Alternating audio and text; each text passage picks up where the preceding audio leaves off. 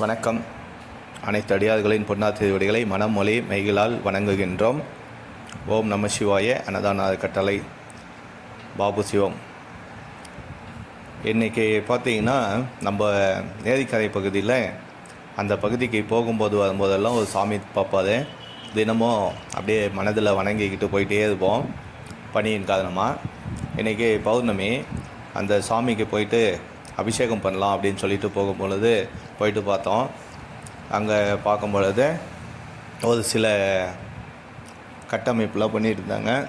அப்பொழுது அந்த இடத்துல தண்ணி கொஞ்சம் வாங்கிட்டு வந்து சாமிக்கு அபிஷேகம் பண்ணிவிட்டு வஸ்திரம் சாத்திட்டு வந்தோம். இந்த இது நல்லா சிறப்பாக நடைபெற்றது. எல்லாம் வல்ல எம்பெருமான் உண்ணாமலையோட நமது அண்ணாமலையாருக்கு நன்றியை தெரிவிச்சுக்கின்றோம்.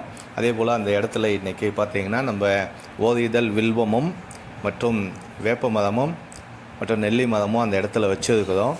இதை சாமியோட திருவருள் துணை கொண்டு நல்லா சுபிட்சமாக வளரணும்னு சொல்லி, இந்த இடம் விரைவில் ஒரு கோயில் ஆகணும்னு சொல்லி எல்லாம் வல்ல எம்பெருமான் உண்ணாமலை உடனே அண்ணாமலையார்கிட்ட விண்ணப்பம் வச்சோம்.